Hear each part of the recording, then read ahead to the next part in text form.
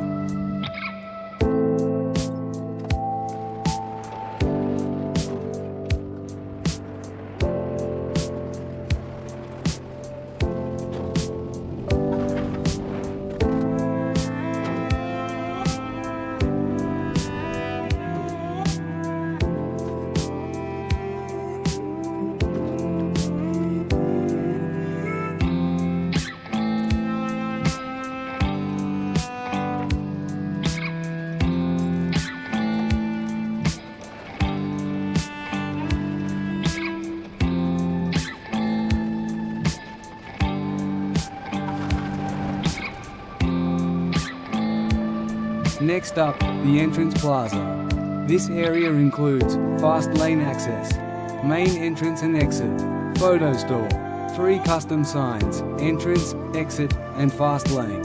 The photo store is where guests can grab their upside-down store pics. I added a sleek building with glass windows and a modern facade to house the store. It's right next to the entrance, making it easy for guests to grab their photos and souvenirs. Landscaping is one of my favorite parts of park design. I added a mix of trees, bushes, and flowers around the coaster to soften the hard edges and make the ride feel integrated into the environment. I'll be adding even more in future episodes. This is just the beginning. I also placed benches, trash cans, and lighting fixtures to make the area feel alive and functional. These little details matter, and they help bring the park to life. Let's talk editing. These videos take a long time to produce. Between recording, editing, scripting, and thumbnail design, it's a full-time job. That's why I'm shifting toward longer episodes. I want each one to feel like a complete experience, not just a quick update. If you're enjoying the longer format, let me know in the comments. Your feedback helps shape the direction of the series. Once this park is complete, I'm moving on to a Wild West themed park. Think dusty trails, wooden buildings, steam trains, and desert landscapes. I've already started brainstorming coaster ideas, and I can't wait to bring that vision to life. But first, we've got a few more episodes left in this series. The next ones will focus on polishing coaster layouts, fixing paths and guest flow, adding more stores and food stalls, placing flat rides for variety, enhancing landscaping and lighting. Please take a moment to appreciate the ride in action. If you want to see how Goliath handles airtime and pacing, check out Six Flags Great America POV, Goliath. It's a masterclass in RMC design. And for off-ride visuals, Goliath Off-Ride 2021 4K, Six Flags Great America gives you a great look at how the coaster interacts with its surroundings. I'm aiming for that same level of visual impact, tight transitions, dramatic angles, and a layout that keeps riders guessing. Building this coaster wasn't easy. Balancing speed, pacing, and realism takes time. I had to iterate on the layout multiple times, adjusting banking angles, smoothing transitions, and testing ride comfort. The biggest challenge was making the ride feel intense without being overwhelming. I wanted airtime, inversions, and speed, but also flow and rhythm. It's a delicate balance, and I think I nailed it.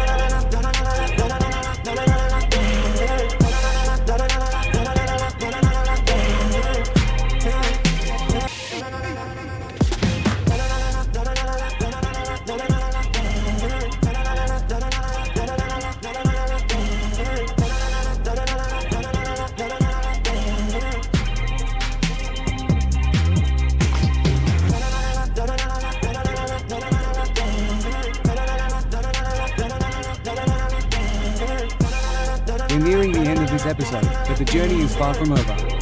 This RMC Hybrid coaster has been one of my favorite builds to date, not just because of its sleek design or intense layout, but because of the creative process behind it. Every twist, turn, and airtime hill has been carefully crafted to reflect the vision I had when I first started sketching out ideas for this park. From the moment the train leaves the station to its final brake run, this coaster tells a story, and I'm thrilled with how it's coming together. Of course, it's not finished yet. There's still so much I want to refine and enhance in future episodes. Whether it's smoothing out transitions, adding more thematic elements, or tweaking the surrounding scenery to better complement the ride's personality, I'm committed to making this coaster the best it can be. Your feedback has been incredibly helpful throughout this process, and I'm always looking forward to hearing your thoughts and suggestions.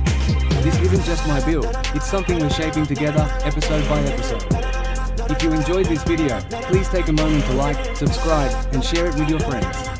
It might seem like a small gesture, but it makes a huge difference in helping this channel grow and reach more people who love coasters, theme parks, and creative design as much as we do. Every like and comment fuels the momentum and keeps the inspiration flowing. And if you haven't joined the Discord yet, now's the perfect time to hop in. We're building a space that goes beyond just Planet Coaster 2. We're creating a hub for coaster enthusiasts, content creators, and gamers to connect, collaborate, and share ideas. Whether you're working on your own park, looking for feedback, or just want to chat about the latest coaster news or gaming trends, the Discord is where it's happening. It's a place where creativity meets community, and I'd love to see you there. This series has been such a rewarding experience, and I'm genuinely excited about what's coming next. There are more coasters to build, more stories to tell, and more opportunities to push the boundaries of what's possible in Planet Coaster 2. So thank you for being part of this journey. Your support means the world, and it's what keeps me motivated to keep creating, refining, and sharing these builds with you. Until next time, stay creative, stay inspired, and keep riding the rails of imagination. I'll see you in the next episode.